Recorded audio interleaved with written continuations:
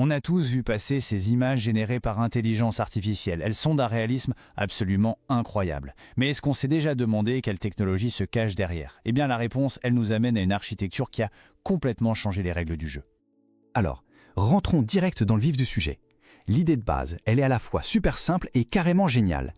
Et si on prenait l'architecture des Transformers, celle qui domine tout le domaine du langage, pour l'appliquer à la création d'images? C'est ce pont entre deux mondes qui a tout débloqué.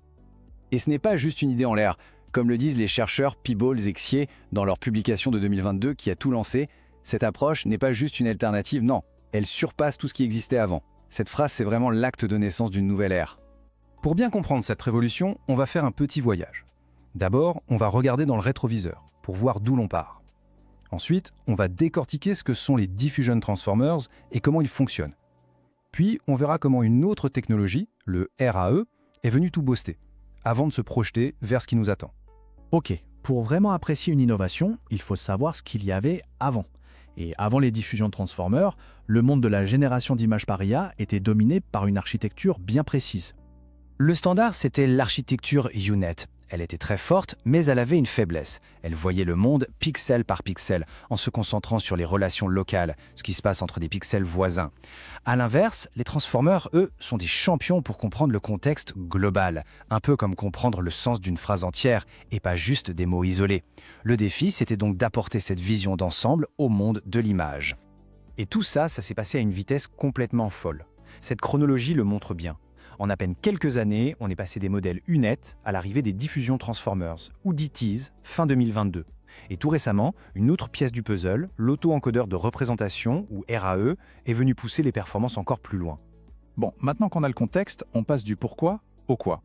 C'est quoi exactement un diffusion transformer? Voilà la définition clé.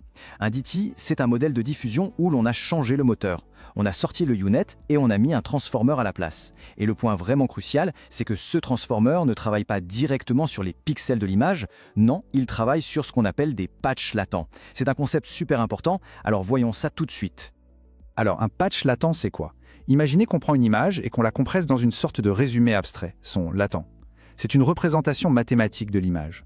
Ensuite, ce résumé, on le découpe en petits carrés, un peu comme les pièces d'un puzzle. Et voilà, on a nos patchs.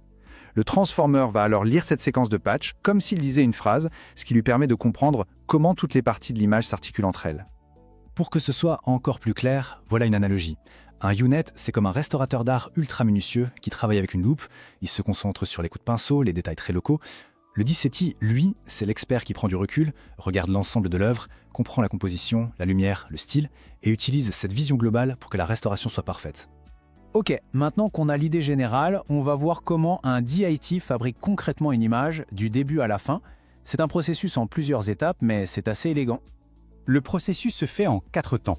D'abord l'encodage, un composant qu'on appelle auto-encodeur variationnel ou VAE, prend l'image et la compresse dans cet espace abstrait, l'espace latent. Deuxièmement, on découpe ce latent en patch. Troisième étape, et c'est le cœur du réacteur, le débruitage. Imaginez qu'on ajoute du bruit, un peu comme de la neige sur une vieille télé, à ces patchs. Le travail du transformer, c'est d'apprendre, pas à pas, à enlever ce bruit pour deviner à quoi ressemblaient les patchs d'origine. Et enfin, dernière étape, le décodage. Le latent tout propre est renvoyé au VAE, qui le transforme pour reconstruire l'image finale. Mais l'histoire ne s'arrête pas là. Une fois que les DTs ont montré leur supériorité, les chercheurs ont tout de suite cherché le prochain maillon faible de la chaîne, le nouveau truc qui freinait les performances. Et ce maillon faible, c'était le VAE lui-même, celui qui compresse et décompresse l'image. Il était devenu le goulot d'étranglement. Pas seulement parce qu'il était un peu lourd à calculer, mais surtout parce que l'espace latent qu'il créait manquait de richesse.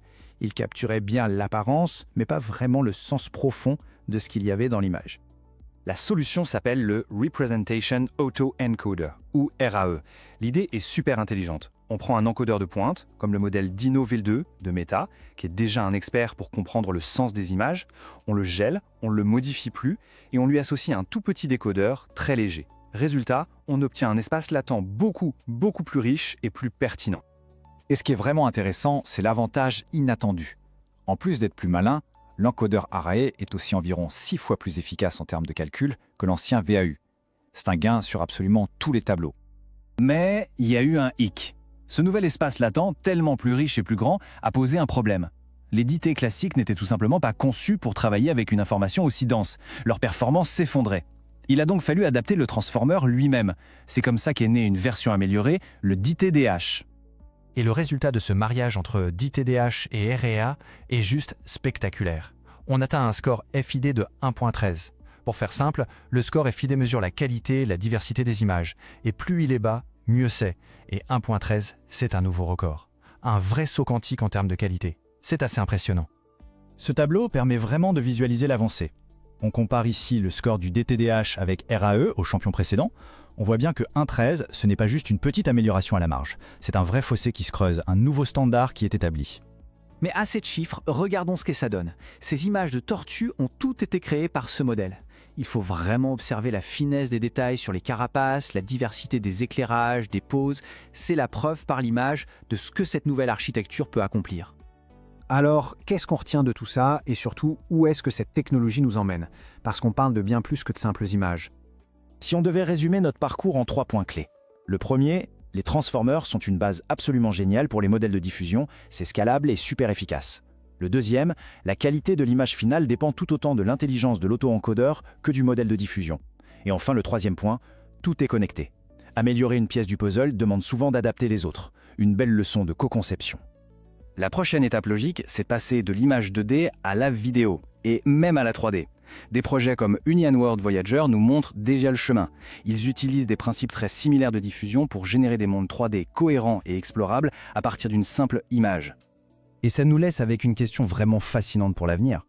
On a résolu le goulot d'étranglement de l'architecture de diffusion, puis celui de l'auto-encodeur. Alors quel sera le prochain grand défi technique à surmonter pour arriver à générer des mondes virtuels complets et photoréalistes? La recherche ne fait que commencer.